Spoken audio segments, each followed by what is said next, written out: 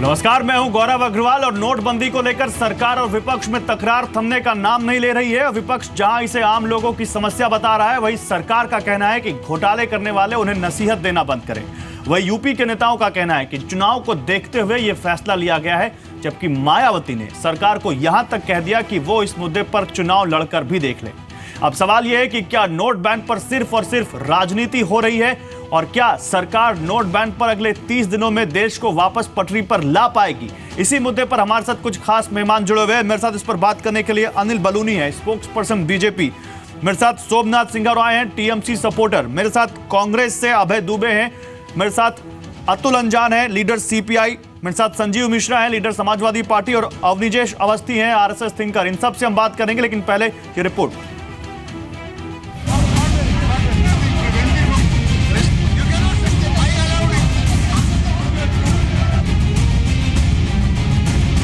सड़क से लेकर संसद तक नोट बैन की वजह से सरकार और विपक्ष के बीच ऐसी तलवार खिंच गई है जिसे अब म्यान में वापस रखना मुमकिन नहीं होगा, क्योंकि सरकार ने जहां फैसले से पीछे हटने से इनकार कर दिया है, वहीं विपक्ष के सामने अपना राजनीतिक वजूद बरकरार रखने और नोटबंदी की कमियों के जरिए शोर में अपनी आवाज को बरकरार रखने की जद्दोजहद करनी है। जगह थी संसद, किरदार भी पुराने थे। कई दिनों के शोर शराबे के बाद विपक्ष की एकजुटता रंग लाई और वो सरकार को घेरने की रणनीति तैयार करके आई थी। निशाने पर पीएम थे। विपक्ष पीएम मोदी से सवाल जवाब करना चाहता था। पीएम राज्यसभा भी आए। पीएम की मौजूदगी के चलते विपक्ष नोट बैन पर चर्चा के लिए तैयार हुआ, लेकिन शर्त रखी कि पूरी बहस के दौरान प्रधानमंत्री मोदी को सदन में मौजूद रहना होगा। लंच तक सब ठीक चलता रहा। एसपी के नरेश अग्रवाल, टीएमसी के डेरेक ओब्रायन, बीएसपी अध्यक्ष मायावती नोट बैन पर बोले, लेकिन लंच के बाद पीएम मोदी के सदन में न पहुंचने पर भड़क गए। मैं माननीय लीडर ऑफ हाउस से रिक्वेस्ट करूंगा, क्या प्रधानमंत्री जी आएंगे या नहीं आएंगे? चर्चा को कंटिन्यू करवाइए। प्रधानमंत्री जी चर्चा में भाग लेंगे। इस सदन की परंपरा के अनुकूल प्रधानमंत्री जी सदन में आएंगे और चर्चा में भाग लेंगे। लेकिन आज चर्चा की सबसे खास बात रही पूर्व पीएम मनमोहन सिंह का बोलना। उन्होंने सरकार पर नोट बैन के फैसले को लेकर कई सवाल उठाए। The names of any countries he may think of where people have deposited their money in the banks, but they are not allowed to withdraw their money. पूरे देश ने वो स्कैंडल्स वाली सरकार देखी जिसके दौरान ये ब्लैक मनी जनरेट और क्राइम मनी जनरेट हो रही थी। आज ब्लैक मनी के खिलाफ हुआ कैंपेन उनको ब्लंडर लगने लग पड़ा है। गौरतलब है कि नोट बैन पर पीएम मोदी ने ऐप के जरिए लोगों से राय मांगी थी। सर्वे में प्रधानमंत्री ने लोगों से 10 सवाल पूछे थे। सर्वे में करीब 90% लोग पीएम मोदी के फैसले के साथ दिखे। देश में कालाधन मौजूद होने के सवाल पर 98% लोगों ने हाँ में जवाब दिया। भ्रष्टाचार और कालेधन के खिलाफ लड़ाई लड़ने के सवाल पर 99% लोगों ने हाँ में जवाब दिया। काले धन की समस्या से निपटने के लिए सरकार के कदम को 90% लोगों ने शानदार फैसला बताया था। लेकिन अब सवाल यह है कि सरकार इस नोट बैन के जरिए कब तक हालात को बेहतर कर पाएगी।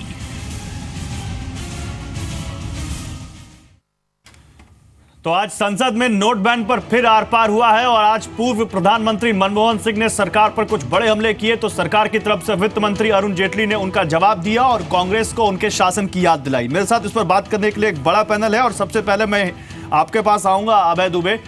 अभय दुबे, पूर्व प्रधानमंत्री मनमोहन सिंह जब बोल रहे थे तो उन्होंने साफ इस नोटबंदी की गलतियां गिनाई और सरकार की कमियां गिनाई कि सरकार कहां रह गई, कमी रह गई। लेकिन अभय दुबे, अब से थोड़ी देर पहले जो तमाम चीजें सरकार की तरफ से की गई हैं, सरकार की तरफ से कुछ और रिलीफ बढ़ाई गई है, सरकार ने कुछ 500 और 1000 की नोटों को चलाने की मियाद बढ़ाई है।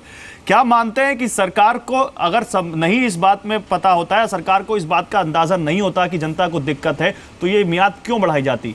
कहीं आपको सेंस है कि सरकार देख रही है, सोच रही है कि वाकई जनता को दिक्कत हो रही है?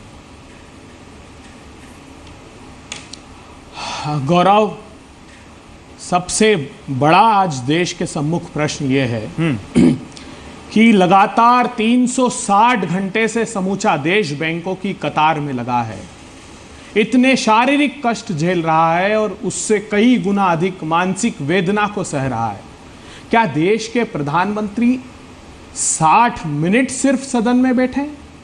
नहीं चाहिए था कि 6 घंटे सदन में रह करके उन पीड़ाओं को, उन वेदनाओं को, हम ये नहीं कहते कि सारे भारतीय जनता पार्टी के पार्लियामेंटेरियंस खड़े रहकर ये डिबेट सुनते और जो शारीरिक वेदना है उसको महसूस करते, मगर प्रधानमंत्री को नैतिक रूप से चाहिए था कि 6, 7, 8 घंटे कम से कम वो देश भर की वेदनाओं को सांसदों के माध्यम से सुनते। बिल्कुल ठीक कहा आज पूर्व प्रधानमंत्री जी ने। उन्होंने 3 शब्दों को प्रयुक्त किया अपने समूचे भाषण में। उन्होंने कहा मॉन्यूमेंटल मिसमैनेजमेंट है, ऑर्गेनाइज लूट है और लीगलाइज ब्लंडर है। बिल्कुल ठीक बात ये कही उन्होंने। मुझको आश्चर्य लगता है कि इन प्रतीकात्मक सुविधाओं को देकर संदेश क्या देना चाहते हैं। गौरव जी, सबसे बड़ी परेशानी अनऑर्गेनाइज सेक्टर को 5.88 करोड़ जो छोटे एस्टेब्लिशमेंट है जिनमें 12 करोड़ लोग रोजगार पाते हैं, वो बहुत तनाव से गुजर रहे हैं। देश की 70-80% आबादी किसानों की है, वो त्राहिमाम कर रही है। खरीफ की फसल 2 जो बीते सीजन थे जिसमें 265 मिलियन टन तक 13-14 में प्रोडक्शन था, वो 252.23 और 252 मिलियन टन हुआ। 26 मिलियन टन प्रोडक्शन कम हुआ। लेकिन अभय दुबे तो फिर इस बार गौरव अवसर था उनके पास, ठीक है, उनकी खरीफ की फसल खरीदने वाला नहीं है। मैं एक छोटा सा डेटा आपके सामने रखना चाहता हूं। जो वीट है उसकी सोइंग -19% कम हुई है, राई से 29% कम हुई है, ज्वार की 29.6% और बरली की -40%। अभी पूरी सोइंग हुई नहीं है। अभी ये डेटा मत कोट कीजिए, जब तक पूरे आंकड़े नहीं आएंगे आप नहीं। सुन लीजिए, ये मैं तुलनात्मक सुन लीजिए। नहीं गौरव जी, ये पिछले वर्ष की तुलना में बता रहा हूं। इस बार अभी पूरी सोइंग अभी तक बता रहे हैं, अभी तक बता रहे हैं। पिछले वर्ष इस समय तक हो गई थी, हाँ, आज दिनांक की जो पिछले वर्ष आज तक हो गई थी उससे -40%। आप इसका अर्थ समझते हैं किसानों पर क्या बीतने वाली है? मेरे साथ बीजेपी के प्रवक्ता अनिल बलूनी अभी जुड़े नहीं है। अनिल बलूनी, अच्छा जुड़ गए, अनिल बलूनी मेरे साथ जुड़ गए। तो अनिल बलूनी, आप ही के पास आता हूं अभी तुरंत। अनिल बलूनी, साफ है यहां पर कांग्रेस तो संसद में भी और संसद के बाहर भी आप पर काफी हमलावर है, और एक बार फिर कांग्रेस का हमला है कि आप किसानों के साथ आपने न्याय नहीं किया है और किसानों को बहुत दिक्कत हो रही है। लेकिन उसके बावजूद आज जब प्रधानमंत्री वहां मौजूद थे, आज जब वित्त मंत्री जवाब दे रहे थे, ऐसा क्या हो गया कि विपक्ष इतना हंगामा होने लग गया राज्यसभा में और राज्यसभा कल तक स्थगित करनी पड़ी? क्योंकि हमें यह खबर थी कि पीएम आज शायद बोल सकते हैं राज्यसभा में। नहीं, देखिए, जो विपक्ष का रवैया है वो बातचीत का है ही नहीं। विपक्ष चाहता नहीं कि चर्चा हो तो पार्लियामेंट को चलने देना, चर्चा करें, वहां के अंदर क्या दिक्कत है। लेकिन बात यह है कि इनको तो अपना विरोध दिवस मनाना 28 तारीख का, तब तक पार्लियामेंट चलने नहीं दे रही, इस कारण नहीं उन्हें देना चाहते। लेकिन देखिए कितना आज बड़ा अद्भुत दिन है। आज एक ऐसे अर्थशास्त्री प्रधानमंत्री बोल रहे थे जिन्होंने 10 साल तक देश की अर्थव्यवस्था का बेड़ा गर्क करके रखा, आज वो कह रहे थे। और उनके आंकड़े किस तरीके के आंकड़े दे रहे थे? कौन सा 10 साल तक जिस अर्थशास्त्री प्रधानमंत्री बोला ही नहीं, जो प्रधानमंत्री चुप्पी साधे रखा, 12 लाख करोड़ का जिसके नाक के नीचे घोटाले हो गए, आज वो कह रहे हैं कि काला धन रोकने से अर्थव्यवस्था का ग्रोथ रेट गिर जाएगी। ये कौन सी अर्थशास्त्र है? ये किस तरह का चीजें बता रहे हैं कि भ्रष्टाचार कम करने से, काले धन को रोकने से जीडीपी गिर जाएगी? तो ऐसे ही इन्होंने ऐसी अर्थव्यवस्था चलाई है 10 सालों तक। मुझे बड़ी हैरानी होती है। नहीं, लेकिन उन्होंने एक बड़ा सवाल किया अनिल बलूनी, और मैं चाहूंगा कि आप उस सवाल का जवाब दें। सरकार की तरफ से कुछ राहत बढ़ाई गई है, 15 दिसंबर तक राहत दी गई है, लेकिन वो कह रहे हैं उसके बावजूद ग्रामीण इलाकों में किसानों को और अनऑर्गेनाइज सेक्टर को सबसे ज्यादा दिक्कत आ रही है, और इस नोटबंदी से सबसे ज्यादा चोट उनको पहुंची है। आपके पैनल पे एक अकेला आदमी ऐसा मैं ही हूं जो आज बिल्कुल गांव से बैठा है, और आज ये डिजिटल इंडिया का ही कमाल है कि मैं अपने गांव से, उत्तराखंड के छोटे से गांव से लाइव कर रहा हूं स्काइप के माध्यम से, और मैं ही गांव में बैठ के आपको बता रहा हूं। लोग कह रहे हैं कि मोदी जी ने जो किया, नमन है मोदी जी के लिए। और गांव का आदमी परेशान नहीं है, परेशान है ये जो दिल्ली धन्ना सेठ बैठे हैं जिन्होंने काला धन कमाया। मैं आ रहा हूं, ये कोट पहन कर बैठा हूं इसलिए नहीं, मैं भी अभी आज आज बोनी प्रारंभ हुई है मेरे खेत में। आज सुबह खेत से मैं और मेरे पिताजी लौटे हैं। विश्वास रखिए, क्योंकि हम शासकीय बीज की दुकान से बीज नहीं खरीदते, हम किसानों से खरीदते हैं। बहुत अच्छी बात है, बहुत अच्छी बात है। हमको बीज नहीं दिया, बहुत अच्छी बात है। मैं तो अपने आप को बड़ा लकी महसूस करता हूं कि मेरे साथ इस डिबेट के पैनल में दो या उससे ज्यादा भी ऐसे मेहमान बैठे हैं जो जमीन से जुड़े हुए हैं और सीधे खेत से लौट रहे हैं। बहुत अच्छी बात है, एक सीधे अपने खेत से लौट रहा है और एक गांव से जुड़ा हुआ है। लेकिन उसके बावजूद देश की जनता क्या कह रही है अभय दुबे, हमें यह भी देखना पड़ेगा। मैं अतुल अंजान आपके पास आऊंगा। अतुल अंजान, प्रधानमंत्री नरेंद्र मोदी ने सर्वे कराया और एक दिन में लाखों रिस्पांस उस पर आया और वो 90% से ज्यादा लोग कह रहे हैं कि प्रधानमंत्री ने जो कहा वो सही है। तो आखिर दिक्कत किसको हो रही है अतुल अंजान? और तमाम लोग कह रहे हैं कि ठीक है हमें दिक्कत है, लेकिन फिर भी सरकार का जो उद्देश्य है हम उसके साथ हैं। तो जनता जब साथ है तो जो राजनीतिज्ञ हैं वो क्यों नहीं साथ आ रहे? अतुल अंजान। गौरव जी, आपसे कहूं कि आपके टेलीविजन में जितनी प्रोग्राम जी के हैं, इस बैंक के क्राइसिस से, इस डीमोनेटाइजेशन से, 1500 के नोटों के चलन को बाहर करने से जनता को कितनी परेशानी हुई है, ये जी टेलीविजन दिखाता रहा है। सारे लाइन गांव के, शहरों के, बैंकों के पास शादी नहीं हुई, मरघट का मामला, लोगों ने एक परिवार ने तो अपनी माँ को टायरों पर रखकर जला दिया। सब कुछ हो गया, सब कुछ बात हो गई। तो अब ये प्रश्न उठता है कि प्रधानमंत्री नहीं, अतुल जी आपने जी को कोट किया है तो मैं आपको एक चीज और बताना चाहूंगा। अतुल जी, बात है, बहुत शुक्रिया, आपने जी को कोट किया, लेकिन जी बिजनेस ने ये भी दिखाया है कि कैसे अब शुरू के दिनों के बाद से लाइनें कम हुई हैं, कतारें कम हुई हैं, दिक्कतें कम हुई हैं और लोगों ने, तमाम लोगों ने कहा है कि हाँ दिक्कत हुई है, लेकिन फिर भी हम सरकार के उद्देश्य के साथ हैं। मैं आपसे कहूं, जी से बड़ा सरकार का नहीं, आप इस बात से खुश हैं। मैं आपको ये भी कह दूं कि आपको जी से बेहतर प्रधानमंत्री की स्तुति वंदना करने वाला आप कुछ भी कहिए सर, वो आपका प्रोरोगेटिव है, आपका प्रोरोगेटिव है, आप कुछ भी कहिए, लेकिन आपके कहने से बात सही नहीं हो जाती। आपने कोट किया, मैंने कहा खुश है तो नहीं, मैं बिल्कुल खुश नहीं सर। आप बोलिए, लेकिन मैंने आपको सच्चाई बताई। आप बोलिए, आप बोलिए गौरव, मैं तो बोल चुका, आपका टेलीविजन, आपका कैमरा, आपका माइक सर, लेकिन विचार आपके, तो मैं जो बात विचार आपके बोलिए। ने जो किया, उनको ऐप में जो आया है, नहीं, प्रधानमंत्री जी के ऐप में जो आया, बहुत अच्छा हुआ कि बहुत लोगों ने, 93% लोगों ने सपोर्ट किया है। अगर 93% लोगों ने सपोर्ट किया है तो मैं उनको, प्रधानमंत्री जी से मैंने आज कहा है कि आपके बड़े मित्र थे, माई फ्रेंड कैमरून कहते थे ब्रिटेन के प्रधानमंत्री को, माई फ्रेंड ओबामा अमेरिका को कहते थे। अभी हाल में चुनाव में ओबामा की आर्थिक नीतियों का क्या हुआ ये आपने देख लिया। कैमरून के ब्रिटेन ने यूरोपियन यूनियन के अंदर उन्होंने कहा यूरो का साथ हम देंगे, हम पाउंड को पीछे करेंगे। जनमत संग्रह हो गया ब्रिटेन में। क्या हुआ?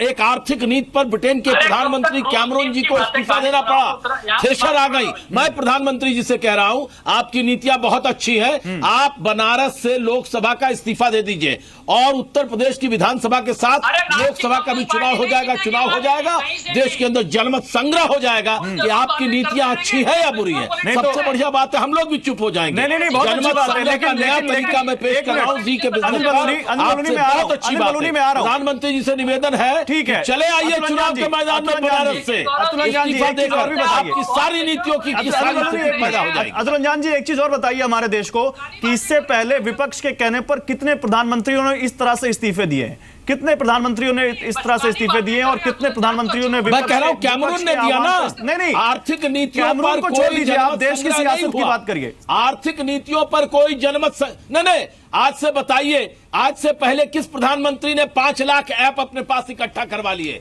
ये 5 लाख लोगों में 93% लोग किसने इकट्ठा करवाए? नहीं करवाए। मोदी जी को व्यापक समर्थन है तो डरना किस बात का? आइए, मेरा निवेदन सिर्फ इतना है, मैं उनके शान में, अच्छा ओके, आदरणीय प्रधानमंत्री जी, देखिए वो चाहे जो हमारे हो, वो मैं उनसे मतभेद करता हूं, भले वो 30%। ठीक है, मैं आप सबको रखना चाहूंगा। इस वक्त मेरे साथ राजीव ऋषि हैं, चेयरमैन इंडियन बैंकिंग एसोसिएशन। उनसे एक मिनट रुकिए, मेरे साथ इंडियन बैंकिंग एसोसिएशन के चेयरमैन राजीव ऋषि हैं। मिस्टर ऋषि, बहुत स्वागत है जी बिजनेस पर। मिस्टर ऋषि, सरकार की तरफ से कुछ राहत में और एक्सटेंशन दिया गया, रिलीफ बढ़ाई गई है और 15 दिसंबर तक की रिलीफ बढ़ाई गई है। सर, आपका पहला कमेंट इस पर? देखिए, इसमें कुछ महत्वपूर्ण घोषणाएं की गई हैं। पहली तो ये है कि कल से ओवर द काउंटर एक्सचेंज बंद कर दिया गया है। ये जो आगे लोग काउंटर पे खड़े होकर अपने नोट्स हमने एक्सचेंज कर रहे थे, जो 2000 रुपए की सीमा थी, तो उसको अब खत्म कर दिया हुआ है। इसके पीछे मकसद ये है कि हम ये चाहते हैं कि जो बाकी लोग बच गए हैं, हम चाहेंगे कि उन लोगों का बैंक में भी खाता हो और उन लोगों से हम करेंगे कोशिश कि वो अपना बैंक में खाता खोलें। वैसे भी अगर हमने अपने पिछले रिकॉर्ड्स हम देख रहे हैं तो पिछले दिनों में एक्सचेंज करने वालों की संख्या बहुत कम हो गई है। अगर मैं अपने ही बैंक की बात करूं तो पहले दिन जहां लगभग मैं 350 करोड़ रुपए का एक्सचेंज किया था, तो कल की तारीख का ये मात्र फिगर कम होके 6 करोड़ के करीब रह गया है। तो इसलिए मेरे ख्याल ये एक बहुत वेलकम स्टेप किया है गवर्नमेंट ने कि अब जो कल से हम ये लोग अकाउंट्स खोल देंगे, उसके अंदर ये पैसे जमा करा देंगे। लेकिन कुछ और एक्सटेंड, इसके अलावा कुछ और एग्जम्पशंस भी गवर्नमेंट ने अलाउ की हैं। उन्होंने ये कहा है कि जो भी अब ट्रांजैक्शंस अंडर एग्जेम्प्टेड कैटेगरी हैं, वो अब सिर्फ 500 रुपए के नोट के माध्यम से ही की जा सकती है। यानी उनका कहने का मतलब ये है कि अगर 1000 रुपए के नोट आपके पास है तो आप जाके वो बैंक के अपने खातों में जमा करवाइए। और ये जो एग्जेम्प्टेड ट्रांजैक्शंस हैं, जैसे कि आपने स्कूल की फीस देनी है 2000 रुपया पर स्टूडेंट, या आपने सेंट्रल या स्टेट गवर्नमेंट कॉलेजेस में आपने फीस देनी है, या मोबाइल का टॉप अप लिमिट है, उसकी 500 रुपए की लिमिट है, कंज्यूमर कोऑपरेटिव स्टोर से जो आपने परचेज करना है उसकी 5000 रुपए की लिमिट है, जो आपने वाटर या इलेक्ट्रिसिटी के करंट और एरियर्स हैं, ये सिर्फ इंडिविजुअल्स और हाउस होल्ड के लिए है, इसकी आप पेमेंट कर सकते हैं। और फॉरेन सिटीजन जो है उनको 5000 रुपया पर हफ्ते की एक्सचेंज करने के लिए परमिशन दी गई है। और ये जो टोल फ्री अरेंजमेंट था, फ्री तो 2/12 तक तो उन्होंने कर ही दिया है कि 2/12 तक कोई टोल लगेगा नहीं, लेकिन उसके बाद 3 तारीख से लेके 15 तारीख तक उन्होंने ये फैसला किया है कि इन टोल प्लाजास पे अब 500 रुपए के पुराने नोट के जरिए आप इनको पेमेंट कर सकते हैं।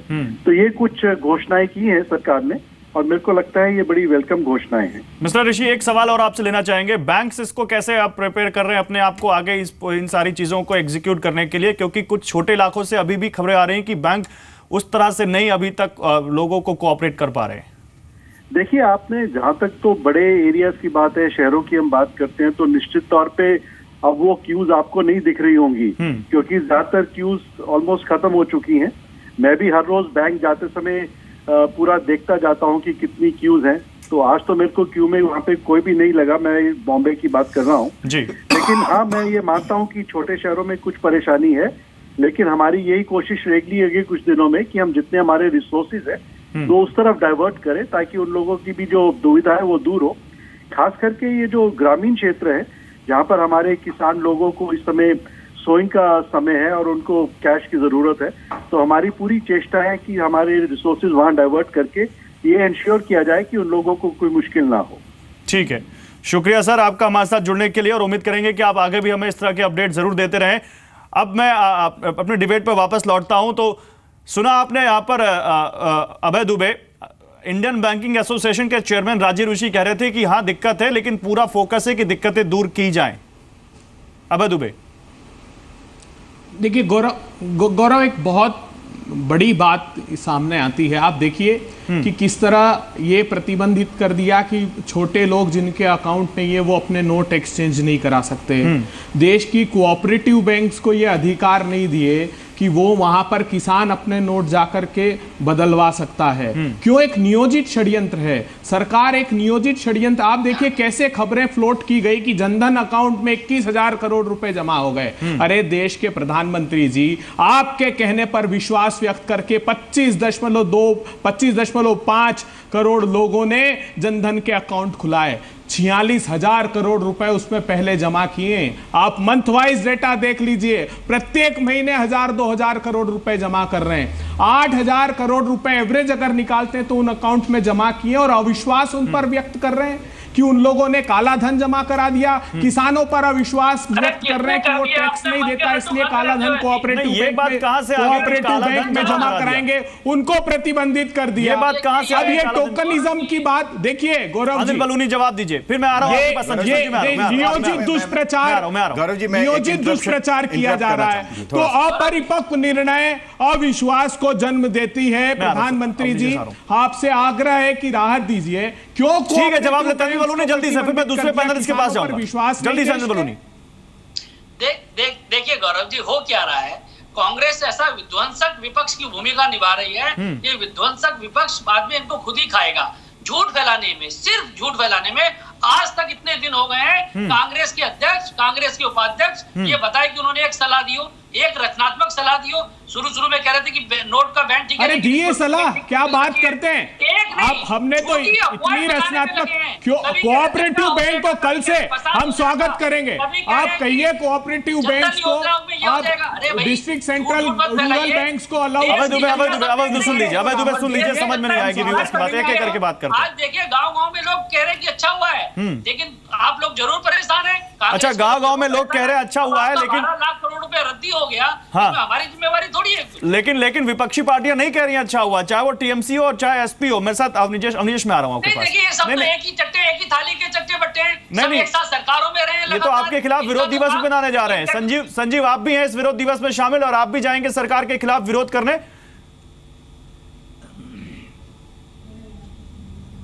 गौरव जी, बिल्कुल जो हालात है, जो स्थितियां हैं, दरअसल में सबसे बड़ी समस्या ये है कि समाजवादी पार्टी और जो दल हैं वो जब इस चीज़ का अगर कहीं पर भी बात कहते हैं तो अनिल बलूनी जी जैसे लोग और भारतीय जनता पार्टी के सभी प्रवक्ता एक बहुत साफ सी बात रखते हैं कि साहब ये काले धन के समर्थक लोग हैं। मुझे लगता है कि निश्चित रूप से गौरव जी, आपने अपने चैनल पर दिखाया होगा कि लाइनें कम हो गई और बहुत सी ऐसी स्थितियां हैं जहां पर बहुत संतोषजनक स्थिति हो गई। लेकिन मैं बहुत साफ से कहना चाहता हूं, भारतीय जनता पार्टी ने शुरू से इसको मुद्दा बनाया और इसको सर्जिकल स्ट्राइक का रूप देने का काम किया।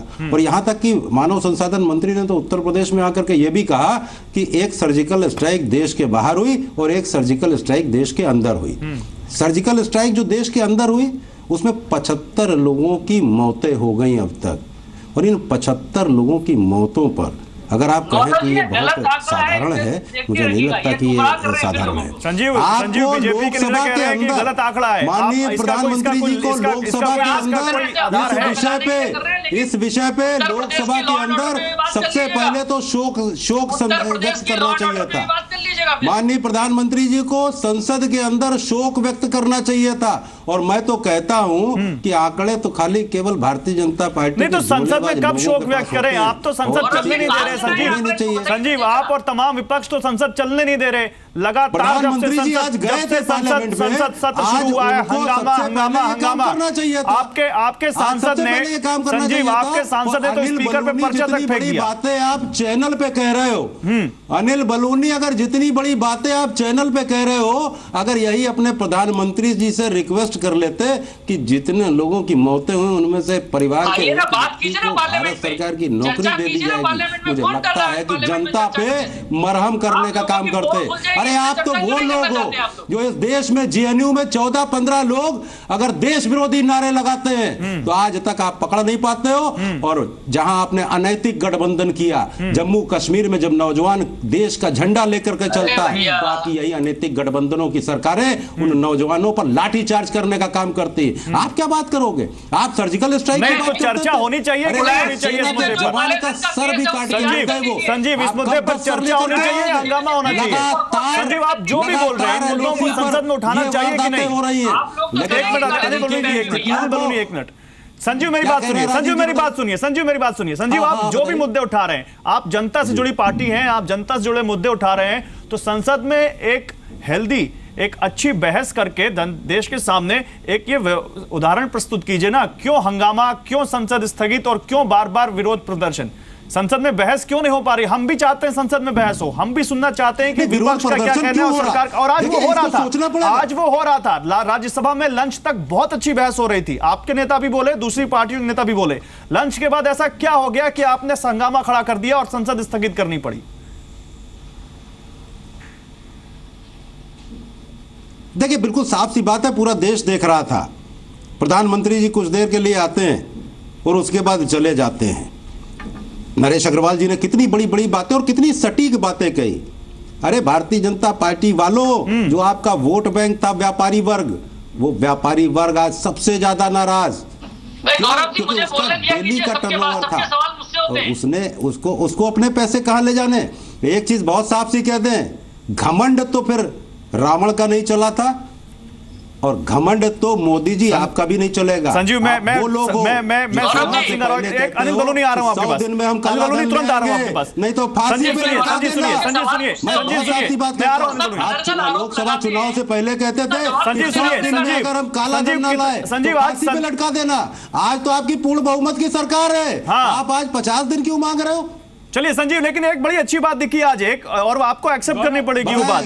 आपके नेता प्रधानमंत्री को सिक्योरिटी की गारंटी देते हैं कि उत्तर प्रदेश आइए, और आप ही के सांसद स्पीकर पर पर्चा भी फेंकते हैं। तो ये भी देखने को मिला है आज संसद में समाजवादी पार्टी की तरफ से। अनिल बलूनी बोलिए। देखिए गौरव जी, मेरा आपसे एक आग्रह है। देखिए हालात ये हैं कि मैं बता दूं, मैं बता दे रहा हूं। बलूनी जी थोड़ा रुक जाइए। नहीं, एक मिनट संजीव, आप सुन लीजिए, संजीव सुन लीजिए, संजीव सुन लीजिए, आ रहा हूं आपके पास। यार आप बीच में टोका टिप्पणी करोगे तो नहीं काम चलेगा। मैं आपके बीच में नहीं, मैंने उनको कहा बोलने के लिए। संजीव अब आप रुक जाइए, आपका डर नहीं है। अगर यही मैं आ रहा हूं, अगर यही स्थितियां रही, जब कोई आदमी आरोप लगाए तो कम से कम उसको जवाब देने का मुझे समय दिया जाए। हाँ, ठीक है भाई, ये संजीव सुन लीजिए, संजीव सुन लीजिए, दल के नेता है संजीव सुन लीजिए, सबके पास जाना है, और भी पैनलिस्ट है मेरे पास। संजीव एक मिनट, देखिए मुलायम सिंह यादव जी में जो केस है सब जानते हैं, हमारे बात तो टाइम आने, नहीं है। बलूनी जी को रोकिए, बात आने दीजिए पहले। नहीं आ रहा, बात आएगी, एक मिनट रुकिए, आ रहा हूं आपके पास। अनिल बलूनी 20 सेकंड में अपनी बात पूरी कीजिए जल्दी। भारतीय जनता पार्टी के नेताओं और प्रवक्ताओं के साथ यही है कि ये जुमलेबाजी करते हैं। ये देश में मोदी जी जुमलेबाजी कर रहे हो, यहाँ बलूनी जी जुमलेबाजी कर रहे हैं। ठीक है, मैं बता दूं, अगर यही जो आपने देश के अंदर सर्जिकल स्ट्राइक की है, इस पे जल्दी। चलिए, जुमलेबाजी के लिए वक्त नहीं है सर, जुमलेबाजी के लिए वक्त नहीं। मेरे पास और सोमनाथ सिंह रॉय आपके पास आऊंगा। एक मिनट, सोमनाथ सिंह रॉय घर चला जाऊं जी फिर। सर मैं आ रहा हूं आपके पास। आधा घंटा हो गया, मैं आ रहा हूं, और आधा घंटा हो गया। अनिल बलूनी जी और ऋषि जी बोलते रहेंगे, और भी पैनलिस्ट बैठे हुए। आ रहा हूं आपके पास। सोमनाथ सिंह रॉय मैं आपके पास आऊंगा, और जल्दी एक ब्रीफ आंसर। सोमनाथ सिंह रॉय, 28 तारीख को आपने एक भारत विरोध बंद बुलाया है, क्या वो विरोध टीएमसी का है या तमाम पार्टी आपके साथ आ रही है? और संसद में बात नहीं हो रही है, उससे पहले में बात हो रही है। गौरव, इससे पहले मैं एक बात बताना चाहता हूं। 2-3 दिन पहले, मैं तो हर रोज आ रहा हूं अभी, आपने बोला था जब ऐप का बात आया था तब बोला था कि ये देश में 100 करोड़ का आदमी का पास मोबाइल है। नहीं वो छोड़िए, ऐप में सर वो छोड़िए, आज मुद्दे पर आइए। बोलने दीजिए 100 करोड़ से 5 लाख आरएसएस और बीजेपी वाले ने वोट दिया, 90% हुआ। और आप अभी वो बात भी बोल रहा था ना। नहीं आप सर, ये तो आपकी थ्योरी हो सकती है, मैं इसको चैलेंज नहीं कर सकता क्योंकि मेरे पास इसका कोई वो नहीं है। बीजेपी का एक लीडर मिस्टर शत्रुघ्न सिन्हा का बात बोल रहा हूं। Let's stop living in A foolish paradise. ये आपने बात उठाई, इसका जवाब अनिल बलूनी देंगे। नहीं आप नहीं, मैं बता रहा हूं, ये बीजेपी का लीडर का बात है, ये मेरा बात नहीं है। आप बोल रहा था ना, मैं बता रहा हूं आपके 2013 28 अगस्त डॉलर का हिसाब से सबसे कम रुपया का घटा हुआ था, उसका भाव था 68.65 रुपीज। अभी आज आप पे बड़ा आरोप लगाया इन्होंने, आपको जवाब देना है इसके बाद।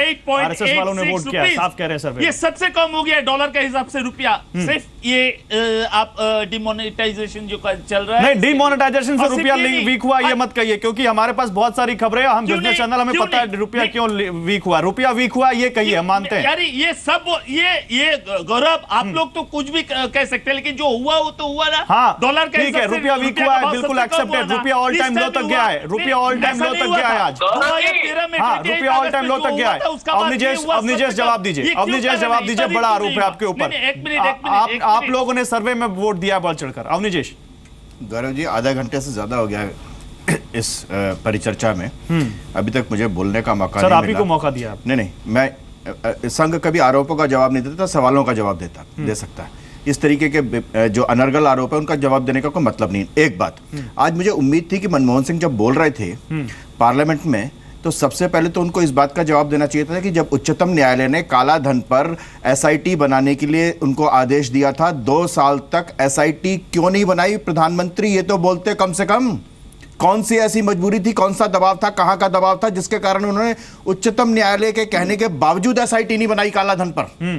आज काला धन के खिलाफ ही लड़ाई लड़ने की बात करते हैं। एक सेकेंड, अब मुझे बोलने दीजिए, आधा घंटा हो चुका है। अभय जी, आप कल तक कांग्रेस के 8 नवंबर से पहले तो लोग कहते थे जनधन योजना में जीरो बैलेंस है, कोई जमा ही नहीं हुआ जी, पैसा ही जमा नहीं हुआ, बैंक के खाते खुल गए, उसमें पैसा कहां है? आज वो कह रहे 16,000 या 26,000 करोड़ रुपए जो भी इन्होंने आंकड़ा दिया था, आज उनके मुंह से निकली वो बात कि कितने पैसे जमा हुए थे। अभय जी आप चुप रहिए, आप बोलिए मत।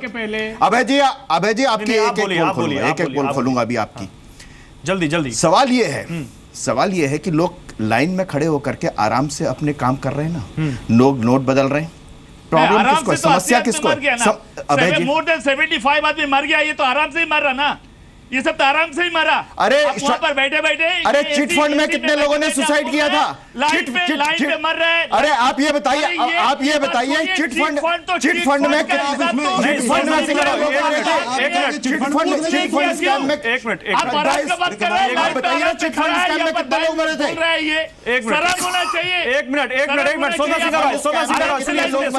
आराम से कितने लोग मरे थे? संजीव स्कैम में कितने लोग मरे थे? आ रहा हूं, चिट फंड स्कैम में कितने लोग मरे थे? कितने लोग डूबे थे? कितने लोगों का पैसा गया? कितने लाख करोड़, कितने हजार करोड़ रुपए गया?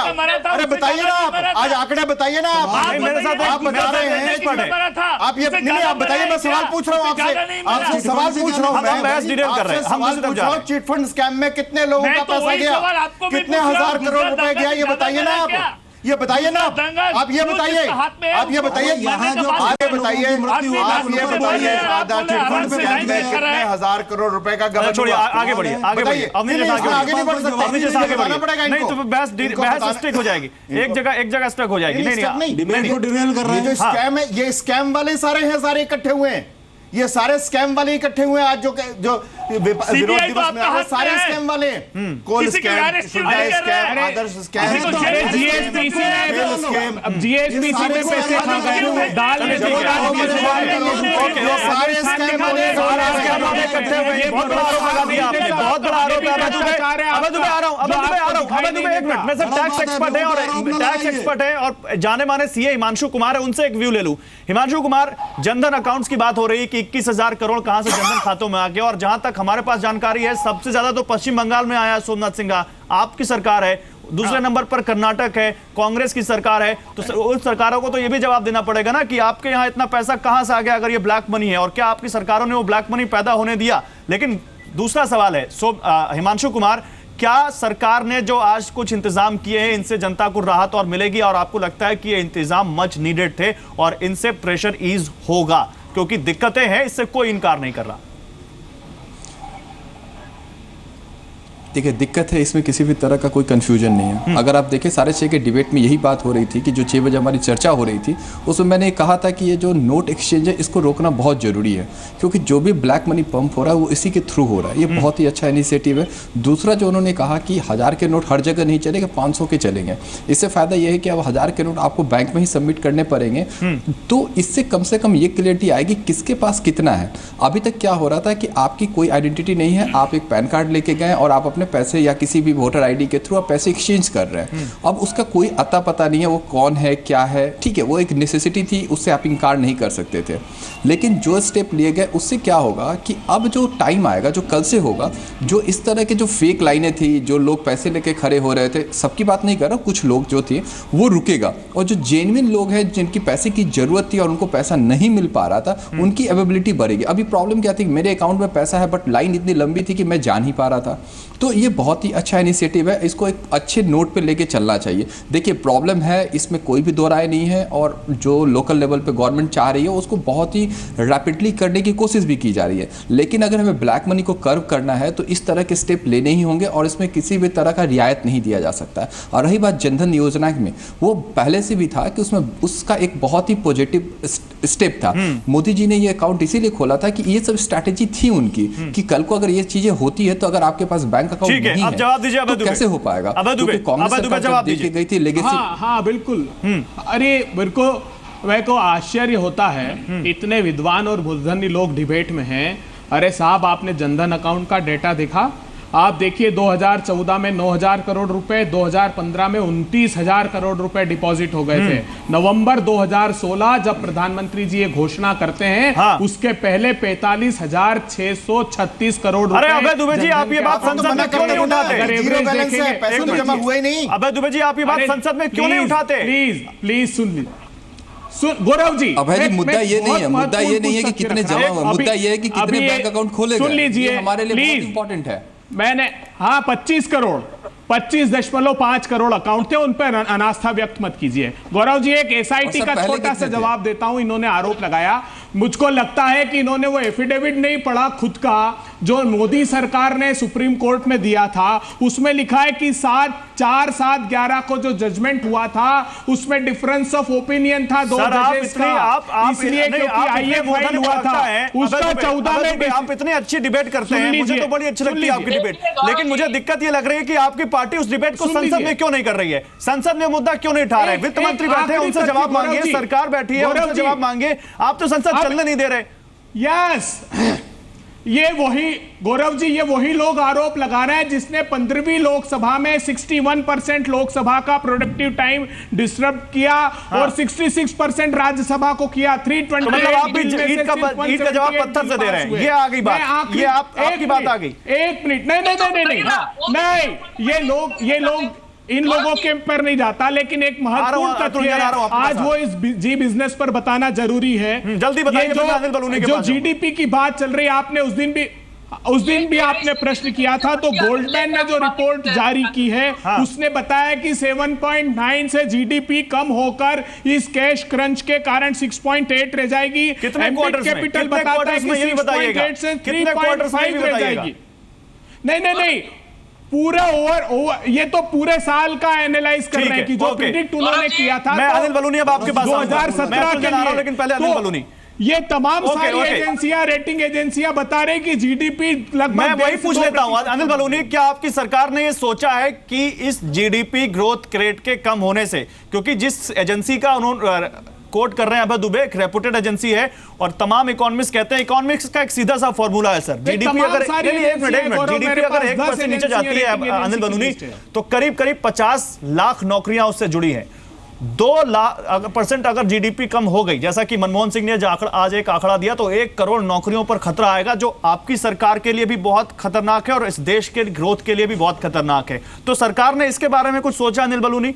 देखिए गौरव जी, मैं जो मनमोहन सिंह जी की जो विद्वता है उसके बारे में पूरा देश सब जानता है, किस तरह से 10 वर्ष तक उन्होंने इकोनॉमी का हालत करके रखी। उनके टाइम पे क्या जीडीपी थी बताइए ना जरा। वो लोग आज अभय दुबे इतने सारे आंकड़े लेके बैठे हैं। अरे आप देख लीजिए, अभय दुबे सुन लीजिए, 10 साल की वैसे भी उनकी आवाज थोड़ी सी कम आ रही है, तो सुन लीजिए। आप 10 साल का एवरेज देख लीजिए, 7% से प्लस रही है। नहीं गिरेगी कुछ समय तक। देखिए भ्रष्टाचार जिस तरह से, अरे ये तो आपने सिर्फ आरोप लगाए झूठे। लॉजिक है अगर आप सिर्फ आरोप लगाकर भागने वाले लोग हैं आप मुझे बताइए, क्या उसी रेट कम होंगे, विकास की गति तेज होगी? कौन सा आप इकोनॉमी पढ़ के आ रहे मनमोहन सिंह जी? मुझे शंका है उनके ऊपर, अब पूरे के पूरे उनके ऊपर।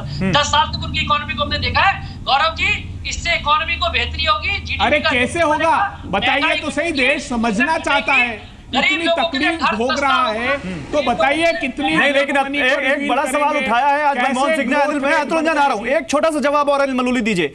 आज मनमोहन सिंह ने कहा कि 50 दिन एक गरीब आदमी के लिए बहुत होता है, और 50 दिन में से करीब यहां देखें तो 14-15 दिन जा चुके हैं, और 35 दिन 36 दिन जो बचे हैं वो 1 महीने से ज्यादा का वक्त गरीब के लिए ज्यादा होगा। तो उसके लिए सरकार कुछ सोच रही है?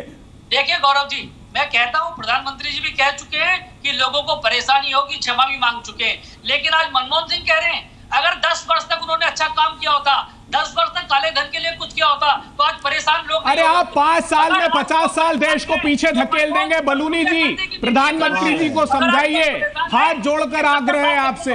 कारण है। अपने कम से कम चीफ इकोनॉमिक एडवाइजर से एडवाइस ले लीजिए।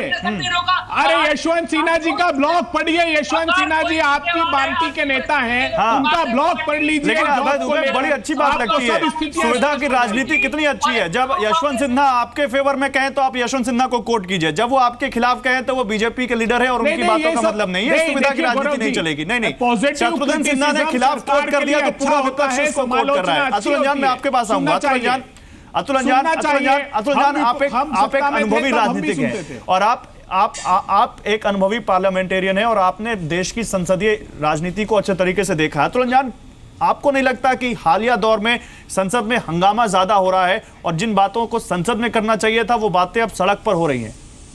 क्या संसद में इन मुद्दों पर चर्चा नहीं होनी चाहिए?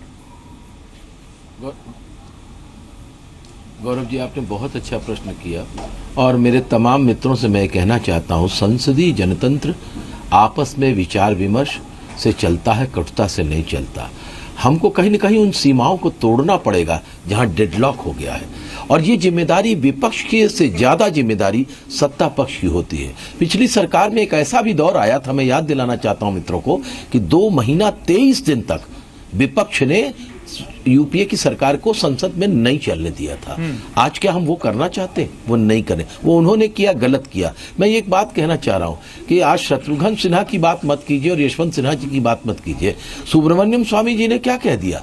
सुब्रमण्यम स्वामी जी ने कहा कि ये सारी की सारी कवायद देश को तबाही की तरफ ले जाएगी और उन्होंने यहां तक कहा कि इस सरकार में कोई अर्थशास्त्री नहीं है जिसके चलते ये संकट पैदा हुआ है। मैं ये कहना चाहता हूं कि प्रधानमंत्री जी, मैंने तो पहले ही कह दिया कि अगर आप देख रहे हैं कि आपकी नीतियां बहुत अच्छी हैं तो जनमत संग्रह करा लीजिए कैमरून की तरह और लोकसभा का चुनाव आप लड़ लीजिए पुनः, और नहीं तो मैं आप कह रहा हूं प्रतिष्ठा का प्रश्न छोड़ दीजिए। संसद के दोनों सदनों में आप बैठिए, बोलिए। बाहर बहुत बोलते हैं आप, अंदर बोलिए ना। अरे सुनो बलूनी, उतना मत बोलो उस गांव में बैठ करके, वो सुनियो, जरा सुनना सीखो। आप मैं देख रहा हूं, आप सोनिया जी को गाली बक रहे हैं, आप मनमोहन सिंह जी को गाली बक रहे हैं। आपकी भाषा जरा संस्कृति की होनी चाहिए, बहुत ज्यादा मत बोलिए वरना मैं भी बोलना शुरू करूंगा। आप पर्सनल बोलिए, विचारों पे बात करते हैं। Don't be personal. हम उनसे मतभेद रखते हैं, हम उनसे मतभेद रखते हैं, लेकिन हमारी भाषा संयत होनी चाहिए। बलूनी जी, मैं आपसे कह रहा हूँ, आप संस्कार के आदमी, आरएसएस के संस्कार है, ये आरएसएस ने सिखा दिया आपको यहाँ ला करके। जरा बोलिए।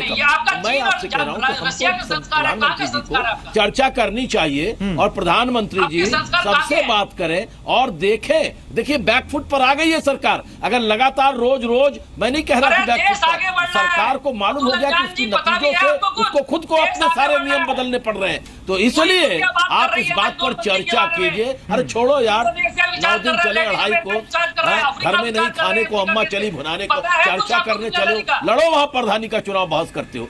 तो इसलिए मैं कह रहा हूं प्रधानमंत्री जी से कि आप सबसे बात कीजिए, आप सबको बुलाइए, बैठिए, संसद के अंदर बात कीजिए। ये जड़ता के सिद्धांत से आप अगर प्रतिष्ठा का प्रश्न बना लेंगे तो ये मैं कह रहा हूं 28 तारीख को। नहीं तो प्रतिष्ठा का प्रश्न विपक्ष क्यों बना रहा है सर? के लिए अतुल अंजान, डेडलॉक तो विपक्ष की तरफ से भी दिख रहा है। वित्त मंत्री संसद में आते हैं, जवाब देने को तैयार है। समझ करके अगर आप कुछ परिवर्तन कर सकते हैं, कल से आइए पार्लियामेंट में चर्चा कीजिए। आइए संजीव, कल से डिबेट होगी। 2 महीने 23 दिन तक क्यों नहीं किए थे आप? नहीं, अभी करने में कल कोई दिक्कत हो रही है क्या? संसद में तब तक डिबेट नहीं होगी जब तक प्रधानमंत्री जी विपक्ष के नेताओं से एक साथ बहस नहीं कर लेते, तब तक अपेक्षा क्या कर रहा है प्रतिपक्ष? गौरव जी को रोकिए तो अपनी बात रखो। हाँ, संजीव की बात हो जाए फिर मैं आ रहा हूं आप लोगों के पास। संजीव बोलिए जल्दी, फिर अवनीश जी आता हूं।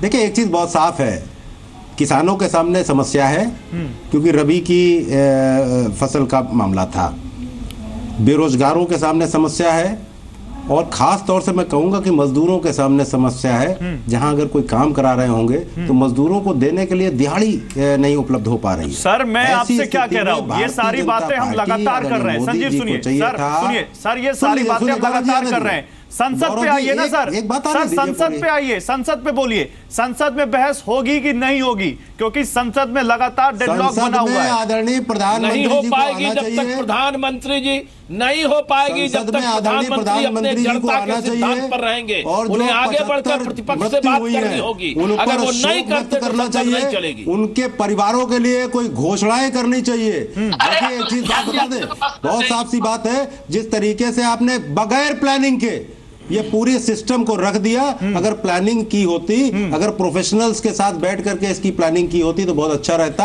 आप आरएसएस के कुछ लोग जैसे जो एक हमारे तो मतलब ये माने, अवनिजेश ये माने, बैठे नहीं संजीव सुनिए, संजीव सुनिए, मेरे पास आप भी पढ़े लिखे हैं, आप भी अपने मोबाइल पे गूगल करिए या मैं बता दूं आपको, मैंने पहले भी कहा, कार्रवाई को अगर देखें तो तमाम ऐसे बिल हैं जो जनता से जुड़े हुए हैं, चाहे वो मोटर व्हीकल एक्ट हो, चाहे वो मैटरनिटी बिल हो, चाहे वो तमाम इसके अलावा जो दूसरे बिल हैं, जीएसटी बिल जो आना अभी तक उस पर सहमति लगता है, सहमति के आसार बन रहे हैं और वो भी आ सकता है। ये बिल जनता से जुड़े हुए नहीं है। अवनिजेश मैं चाहूंगा इस पर आप जवाब दीजिए। इन पर चर्चा नहीं करनी चाहिए क्योंकि प्रधानमंत्री नहीं बोल रहे हैं, क्योंकि प्रधानमंत्री ने जवाब नहीं दिया, विपक्ष संसद को नहीं चलने देगा। प्रधानमंत्री पार्लियामेंट में रहेंगे, जवाब भी देंगे, लेकिन चर्चा नहीं करने जाते। देखिए गलत तरीके से डिबेट को मत ले जाइए।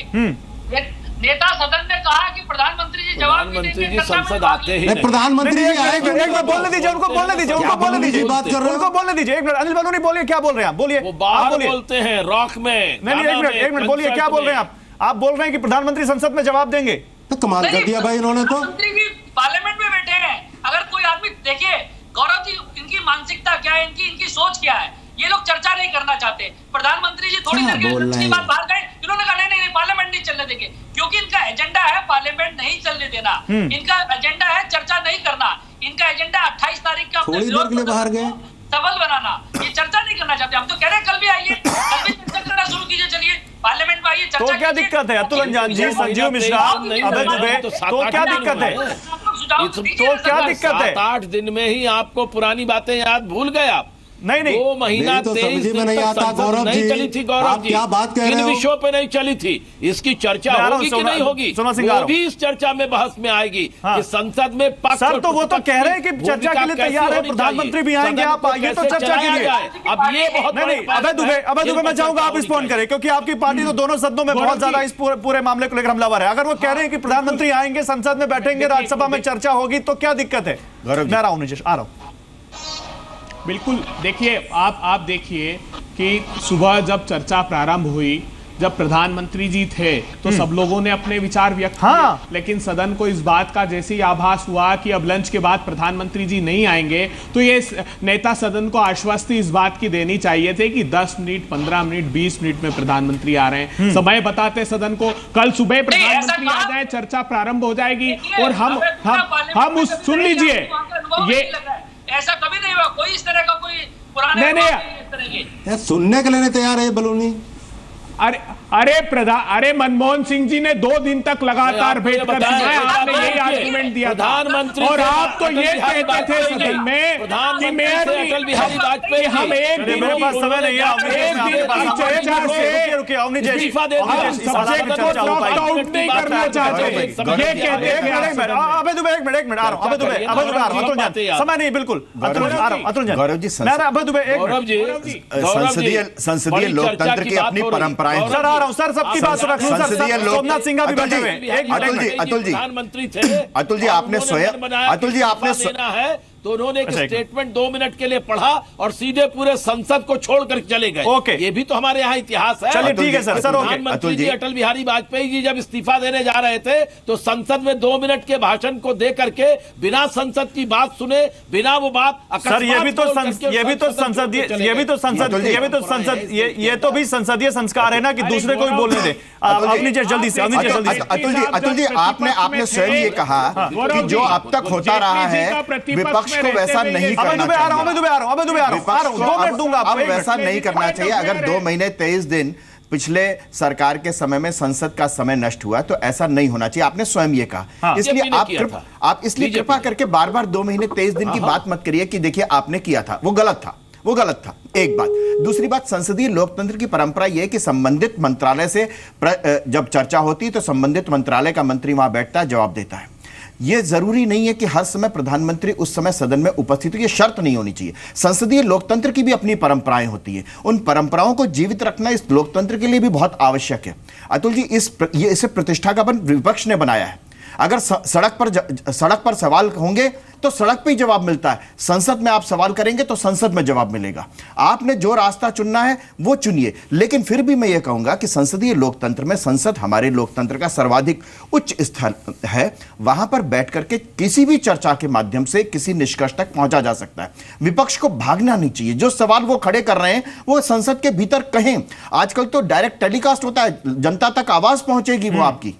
चलिए, मेरे पास समय खत्म हो चुका है, पहुंचेगी। मेरे पास समय खत्म हो चुका है, संसद में मेरे पास समय खत्म हो चुका है, मेरे पास समय खत्म हो चुका है। Somnath Singh 10 second, Somnath Singh 10 second. संसद में बहस करने को तैयार है कि सड़क पे लड़ेंगे? सोमनाथ सिंह संसद में बहस करने को तैयार है, सड़क पे लड़ेंगे? हाँ, आंखों का सामने अभी भी वो तस्वीर है, मोदी जी ने प्रणाम कर रहे संसद घुसने से पहले।